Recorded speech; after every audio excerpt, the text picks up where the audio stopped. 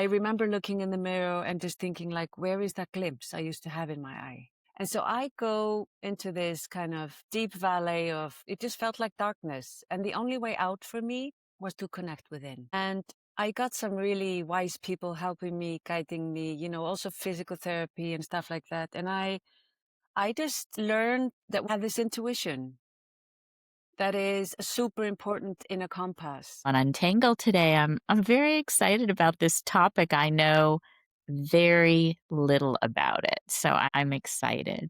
Thank you so much, Patricia. It's such an honor and a pleasure to be with you. I'm a big fan of your podcast. Great. So I want to start with explaining what, and tell me if I'm pronouncing anything wrong. Is it Innsæi? Innsæi. Innsæi. Innsæi, the art of Icelandic intuition. Mm-hmm. Tell me, what is that? I know we have a ton of details in and around it, but what in your own words is it, and how did you come to it? Yeah, so let me try to do the very short version of that. Innsæi is the Icelandic word for intuition. When you look it up in the dictionary, you find more or less the same definition as you would find in the English dictionary for intuition. But the more I did research and explored and spoke to people about intuition, the word in English, I realized that the Icelandic word holds a lot of wisdom. And that's why I've really worked through the lens of the Icelandic word for intuition, Innsæi. In very short, whenever Icelanders take new words into the language, we don't just adopt them and put an accent. We really think about what's the function of the word or the concept or the idea that's being conveyed through a word. And then we create a new Icelandic word that describes that. So Icelandic is relatively transparent in that way. Innsæi, the man who created the word for intuition in Icelandic, created a word that literally says to see inside. The inside. And the see within. So we've, through the film that I created with Kristín Ólafsdóttir, and then my book today and the work I do today, we follow a threefold meaning of Innsæi, which we can go better into later. But I think for a start for the listener, it's just take that in, the see within. Yeah. Yeah, it's so beautiful. Is it a philosophy or is it a practice, or how would you define what it is? So in Iceland, Innsæi is just the word for intuition. There is no cultural tradition or practice around it. That's just something that I and we have done through the work that I've been associated with. Okay.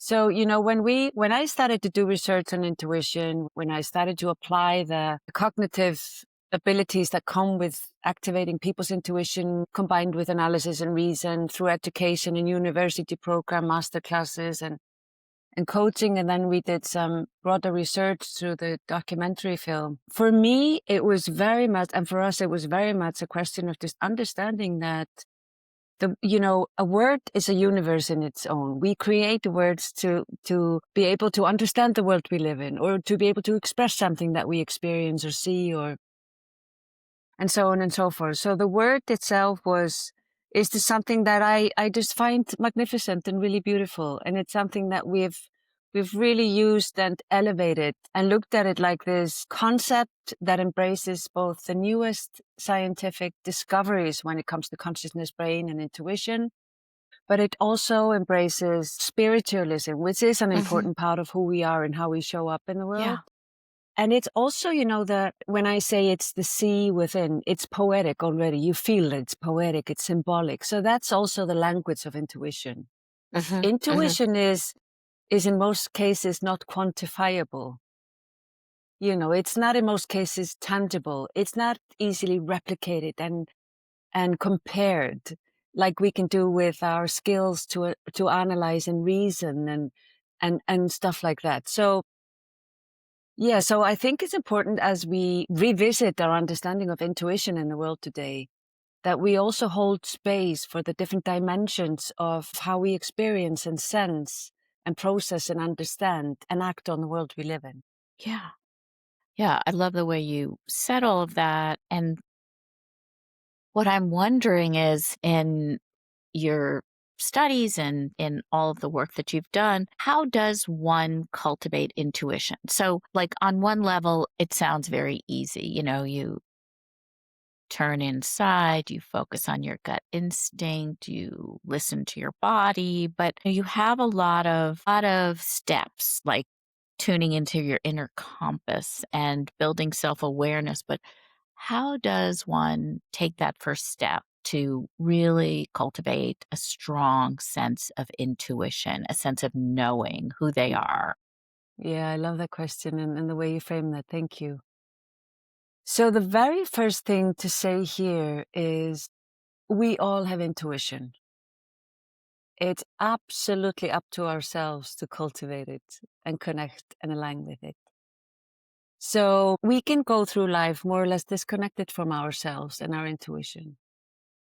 We can also go through life and be relatively well connected to intuition in a certain domain, but not in our private life, or vice versa. So the very first thing that we do when we help people align with and hone their intuition is to focus on self-awareness. Mm-hmm. So really just pay attention to what you pay attention to, because our attention with our whole body and senses, not just the eyes and ears, our attention holistically is our key to intuition. So self-awareness also has to do with understanding how you show up during the course of a day. When is something your intuition as opposed to fear or biases or wishful thinking? Self-awareness helps you understand when to rely on intuition and when not. And one small example is, for example, when you're emotionally imbalanced. You can be very anxious or stressed.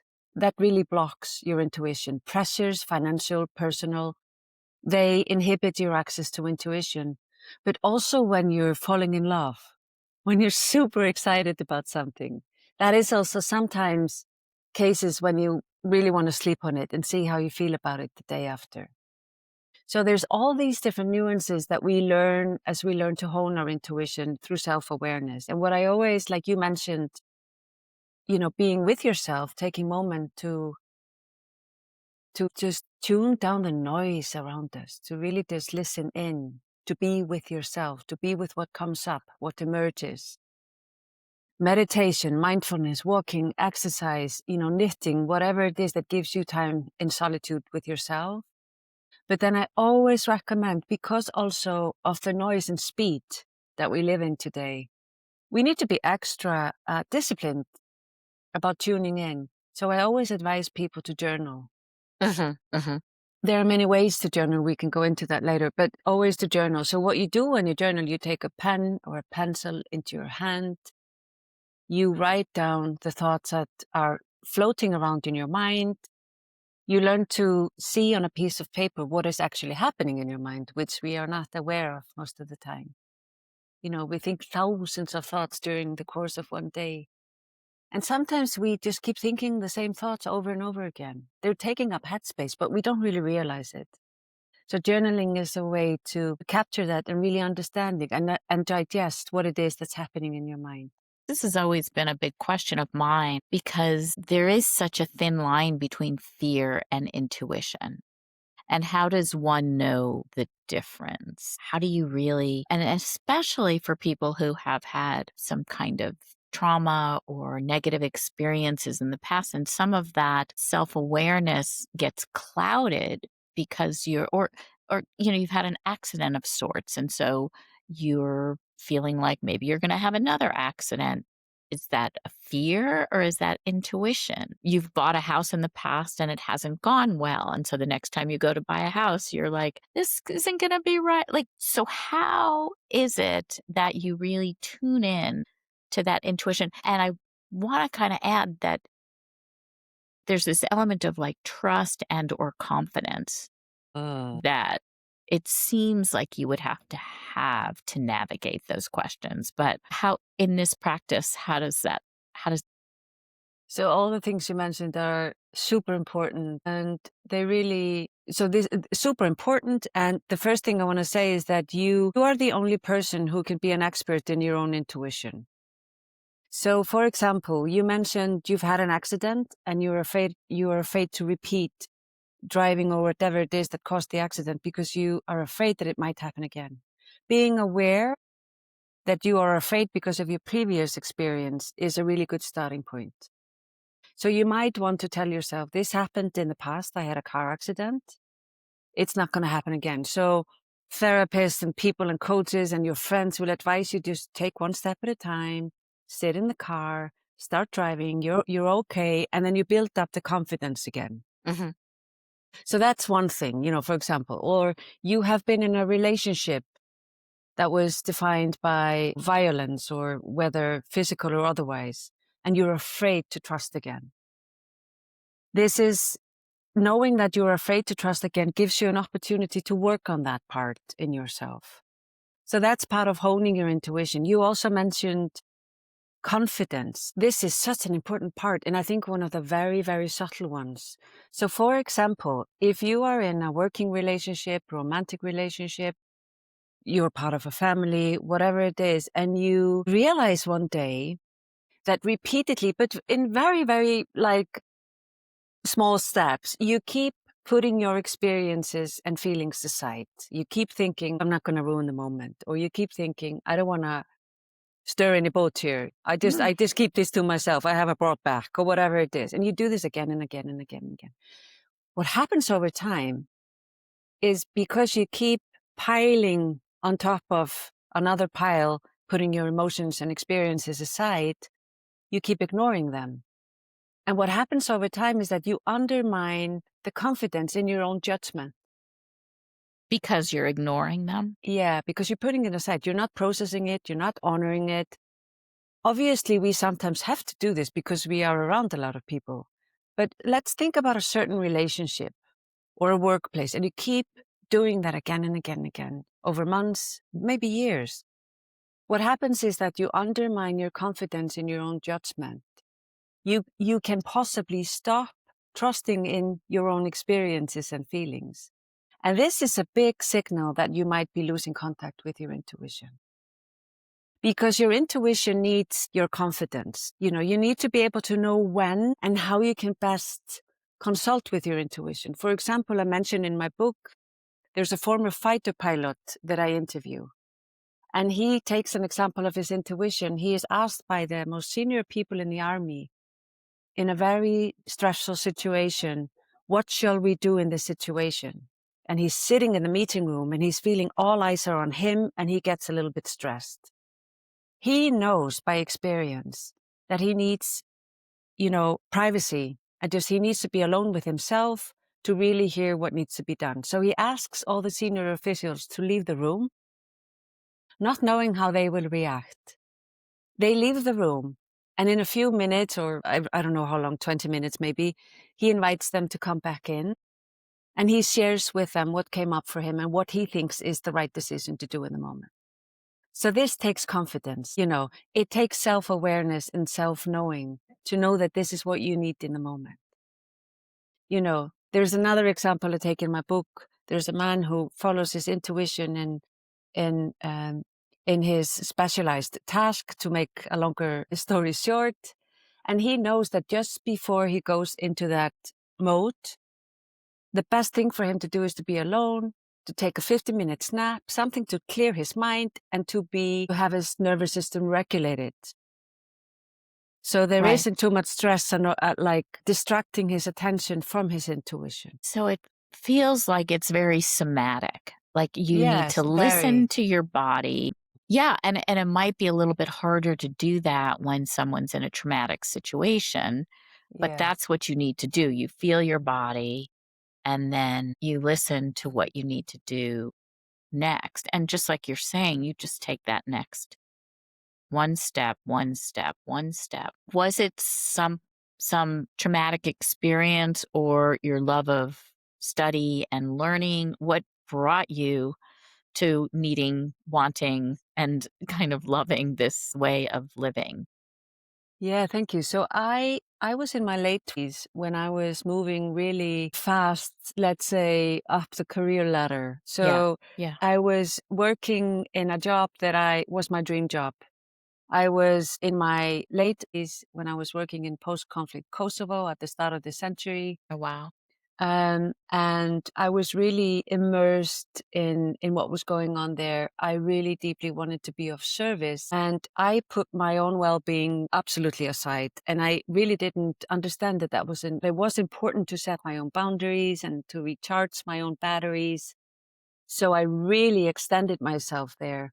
And I started to feel these physical symptoms, slip discs in my spine and lack of sleep, waking up in the middle of the night, thinking there were bugs crawling all over me.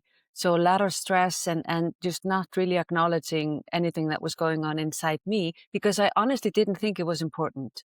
I was serving people who had just gone through war and horrible traumas. So I just really thought that that was the novel thing to do. And then I go on to accept the permanent position with the UN, which is a rare thing. And it was also my dream. I moved to Geneva, and this is how I was going to spend my life serving the UN. And I just kind of walk into this heavy bureaucracy, hierarchy, feeling that we and the system were disconnected from people and the planet.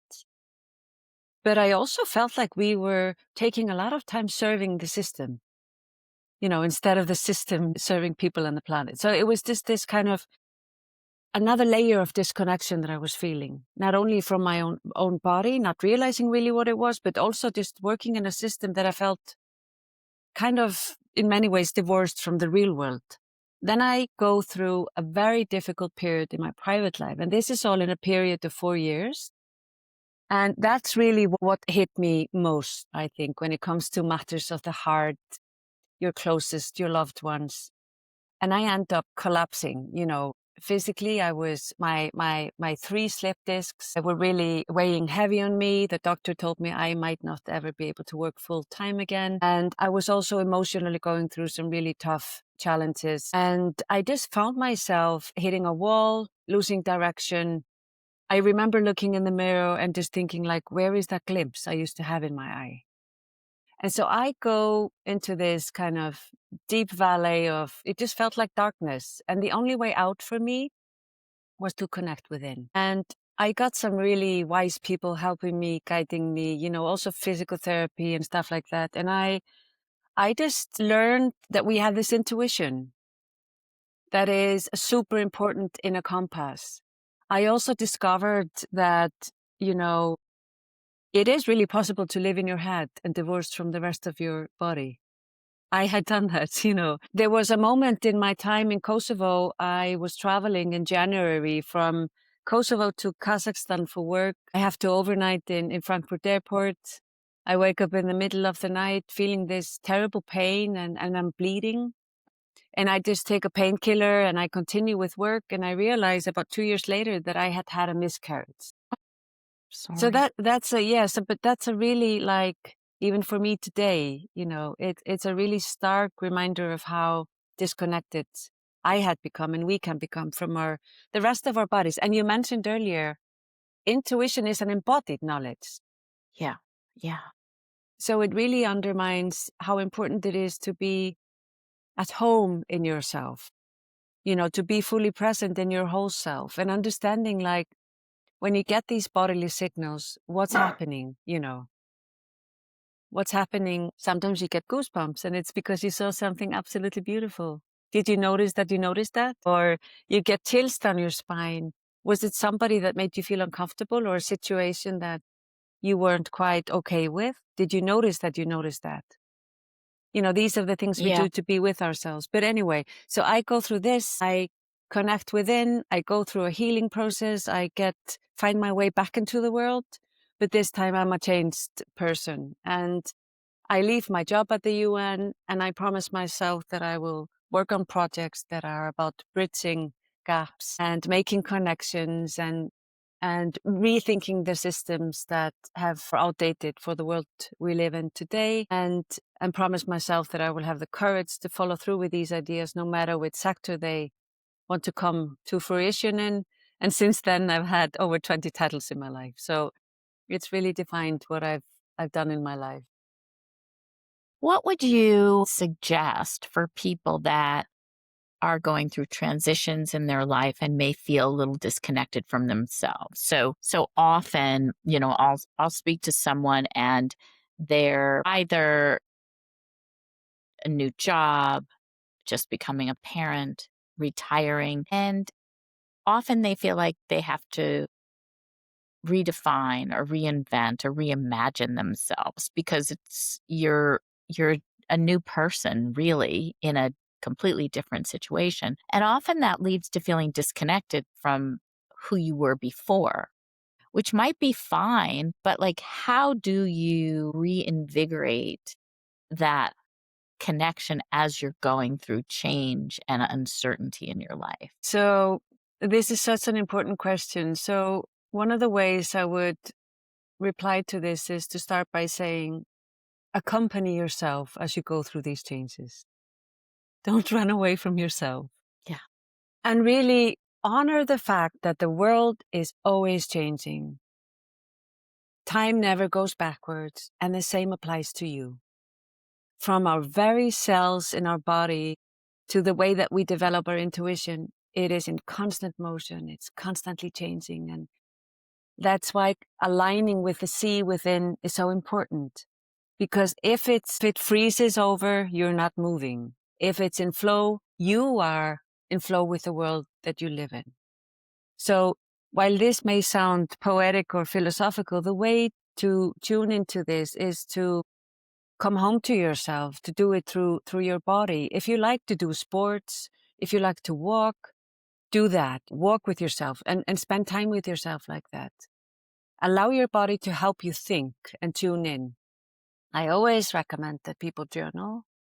So during these times, I would recommend two types of journaling. I go deeper into them in my book, but here, suffice it to say, one is Stream of Consciousness, Yeah. deeply inspired by Julia Cameron. Right. Morning pages, Morning wake up in the pages. morning and write whatever streams from Yeah. your mind onto a piece of paper. You can also do it in the evening if you don't have time in the morning. And if you skip a day, just do it the day after. It's fine. You can also mix it with your notebook at work. That's also fine. Just allow thoughts to come down to a piece of paper. The second type of journaling I recommend, and you can do it in addition to the stream of consciousness journaling, is this is going to sound very simple, but it's actually very powerful. We pay attention to so many things through the course of a day. What I recommend is you pay attention to what it is that you pay attention to and document it in your journal. This gives a whole new perspective. I would say it's a type of mindfulness, but it's also a source for our deepest sense of creativity. It's also a source for noticing how we navigate the world. So let's say one day you haven't slept well. One day you're feeling super low energy. You're sad. You're disappointed. What you notice throughout that day is most likely going to be colored by that. And so another day you wake up and you've had a great sleep, you feel good in your heart and mind, and the sun is shining, and you notice the sun more than you would on a bad day. Stuff like that. It really reflects back on you how you're going through the days. And then you start to unearth lots of things that you notice that you didn't really realize you noticed. And patterns start to emerge. And this is what only you can read into. And I have like these guidelines in my book on how you can really hone that and harness that. If you're going through super hard period, I recommend the stream of consciousness and really own your experiences.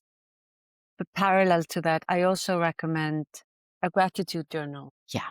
Yeah, I was just thinking that. That's, for me, it's always been like such a lifesaver. Just It's so important. remembering what is good Yeah. is so important. It's so important. And, I also work as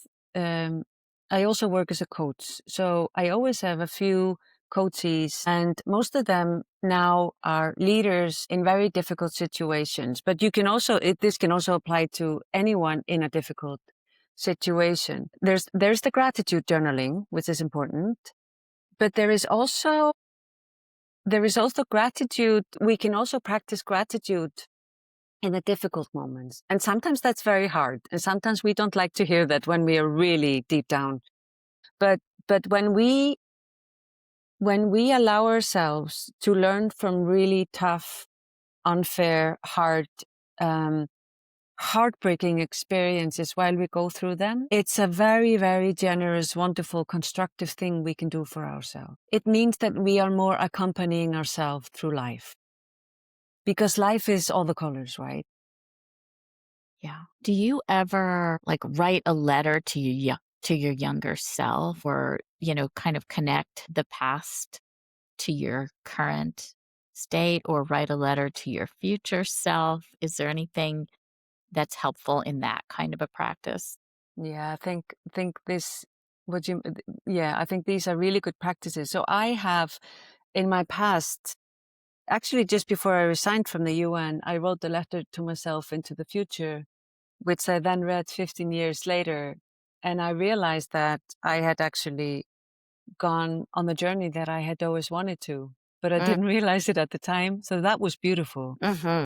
But what I've done is I've never written a letter to myself in the past.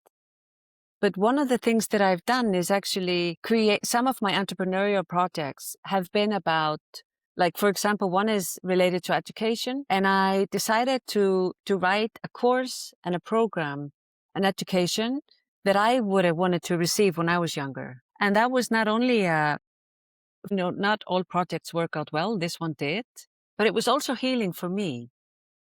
So I think just on that note, I think for the listener, as we go through life and we are at work, we are always have the opportunity to heal something from the past. Yes. So let's say you're working in an office and there's somebody working with you.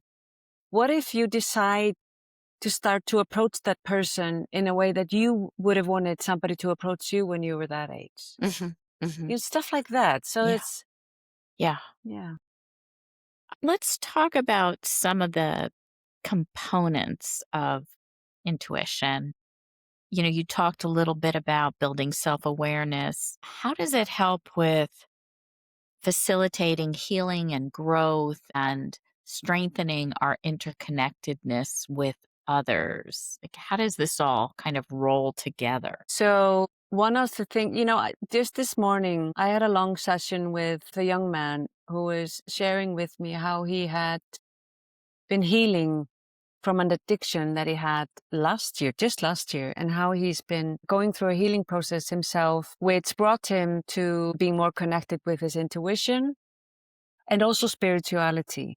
Mm, And we talked about, and that's something that I want to yes. share in replying to your answer. And I write quite a lot about in my book. And that's the following. When we are disconnected from ourselves, I don't think we can deeply connect with others, nor the world around us. So when we go through pain, it's important to be with the pain. And again, I know this is very hard to hear if you're in that place right now and listening. But it is very important to be with the pain. And we can be with the pain in many different ways. And that's a longer conversation to have. But don't dismiss your pain. When you allow unconscious pain to come to the surface through your conscious mind, it becomes easier to work through.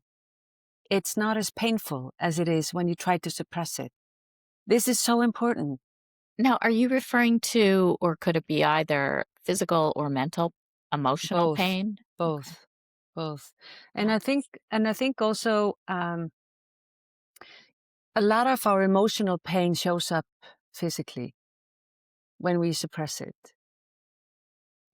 I think that's something that recent discoveries, and maybe they're not so recent, but they're more and Yeah. more coming into the mainstream, Yeah. right? Yeah. How our, difficult memories from childhood, difficult experiences from 10 years ago, Mm-hmm. or that we're going through now. And my generation, older generation, some generation in some country in the world today, we always find this culture of suppressing difficult things that we go through. And, it just persists when we resist difficult emotions and memories. They don't go away. So hence the motion, putting things into motion. Emotion is about putting things into motion. And I think it's important to do that. So if you feel comfortable speaking to somebody, really do that. Always journal and trust nobody will see what you write. Then just, if you're afraid of that, then burn the papers at the end of the day. Whatever you need to do, just take it out of your body and system and put it somewhere else, into the air or on a piece of paper. Draw it, create something. Yeah. Doing art is not just about the end result. It's really first and foremost about the For process you. of creation. Yeah. It's cathartic, it's healing, and it brings out wonderful sides of us that sometimes, sorry. Yeah. No. This is wonderful. I'm thinking about like the link between our intuition and what many people call their higher consciousness, this sense of knowing. Are they the same? So this is interesting. I was just thinking about it this morning. So there is, in my book, I write about things that we have researched and scientifically asserted, or stories that come from artists, spiritual leaders, and people in sports, for example. So in my book, I stick to these stories. And what I also do is that I always approach intuition 360. I always honor the different schools of thought. So in my book, you will find reference to, for example, psychologist Gerd Gigerenzer, who would say that intuition has nothing to do with sixth sense. It's about collective experience, knowledge and expertise, and pattern recognition, and things like that. And we have many researchers saying that. Then there are others who would say that it's actually related to a higher self and collective consciousness. And it's about how you are an ecosystem inside a bigger ecosystem, which is the world you live in. And intuition is informed by the environment that you immerse yourselves in. So there are different schools of thought. What I would say about this, and what I work with a lot, is intuition. The third meaning of Innsæi is to see from the inside out. So the first is to see within. Second is to see within. The third is to see from the inside out. And that has to do with having a strong inner compass as you navigate the ocean of life. So it's the same intuition that gives you inner compass as helps you come up with the world's greatest discoveries.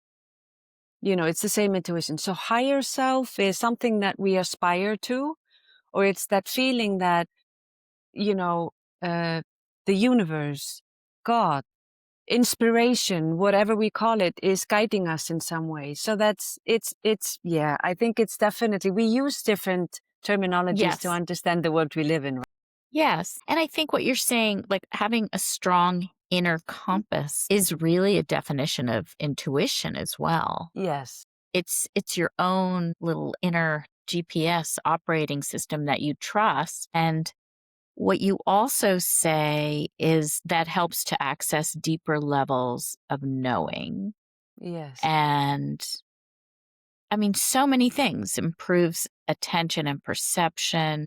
And that's what you were saying about becoming more mindful of what you are paying attention to. What are you noticing every day? Are you filling your mind and your body and your heart with negative stories? Are you filling them with positive stories? So what else can you say about like fostering creativity and innovation and aligning with our values and purpose, like to really like round out this whole concept of intuition for us? Yeah. So I would say that, intuition is something that we do. It's fundamental to our intelligence. It's not just a small part of it. I think that's important to know. It is something that it directs us in so many more ways than we are normally aware of, but also naturally unaware of, because intuition taps into our unconsciousness, and our unconsciousness is about 95 to 99% of our consciousness. It's such a big part. And the way that our unconsciousness is informed is through our senses and whole body, and also our analytical mind. It's all these things. And in the world we live in today, that's characterized by speed, uncertainty, distraction, lots of noise, it becomes even harder to tap into intuition. But when we align with our intuition, when we understand what a well-honed intuition is, it becomes our inner compass, so that the world around us isn't as rigid. So, we sometimes talk about tunnel view. We develop a tunnel view. We just see what's in front of us. We don't see what's on the periphery when we are stressed, anxious, and we are in a fight or flight mode. When we align with and hone our intuition, and that's a way of navigating and living, it means that we regulate our nervous system and brain in a way that the tunnel view opens up. So we become more open-minded. We become more open to receiving the world, not just planning it. We become more open to being, not just doing. We become more open to be receptive and not just deliberate. So there's this balance, which I talk about in my book, being the two rhythms, being and doing, analyzing, intuiting, finding the balance between these two rhythms makes us much more adaptable to change, much more open to opportunities, much better at creating and seeing solutions and finding innovative solutions. So that's something that you can only fully understand when you practice your intuition. Yeah. And then you feel it. And what is very common with intuition, which I must add, is that, and it's part of the reason why we don't train it as much in the workplace. Yeah. And that is the fact that intuition, because it emerges from a sensing part of our intelligence, it's often harder to put into words. Which is the case with so many beautiful ideas. Yes. And so if you are somebody who is close to an intuitive person, practice asking the question to that person in a way that it helps them express what they're trying to say. Don't try to finish their sentences, Give them time to express. Help them, unfold what it is that they are trying to put into words instead of dismissing it. A small example of. Yeah. When you first begin coaching someone, do you begin by assessing their current level of intuition skill? Or how do you get to understand where they are and what they might need in order to cultivate that more fully? I do that through a conversation and questions. Yeah. So that's what I first of all, I meet people where they are. So when people come to be coached by me, they may have a certain thing they want to talk about. Sometimes that changes along the way, or sometimes they are specific about wanting to hone their intuition. Yeah. But I Yeah. meet people where they are and I have a conversation with them and I read them. I try to read them the best I can, not just from what they say, but their physical expression and how their energy and Yeah. how they show up. And then we work with what they have. But it's important that at the end of the day, they are always the ones in charge of their attention, awareness, and intuition. So that is what I help them Yeah. improve. Do you work with couples and help couples hone their intuition together? I mean, and I guess another way to say that is, would intuition, the way that you're talking about it today, how does that help in relationship overall? And not just in deciding who we want to be with, because Right. of course that really is important. You have to have a very strong intuitive sense that this is your person. But how else would it help inside of a relationship with someone?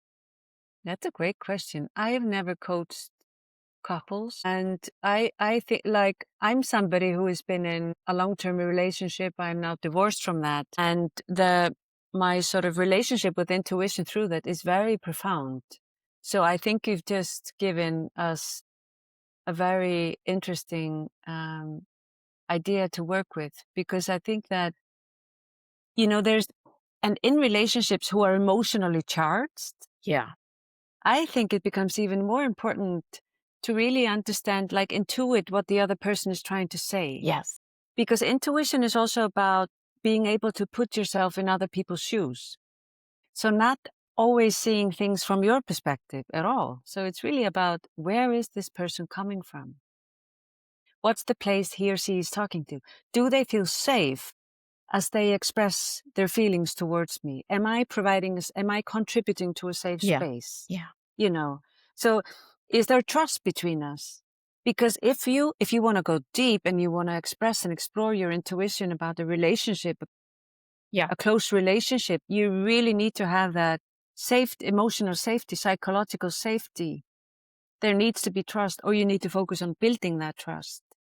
And you need a lot of patience to really listen deeply. And I think deep listening is a very undervalued skill. And I think it's much rarer than we imagine, right? Yeah, I totally agree with that. Yes. Yes. And I think that many of us spend hours and hours every week conversing with people who are not listening, or we are not listening to them. Like it sounds right. It sounds like we're throwing precious moments away by doing that, right? Yeah, absolutely. It's so important, and the world is complicated. Individuals are complicated. When you layer two individuals together, more complicated. Family on top of that, more complicated.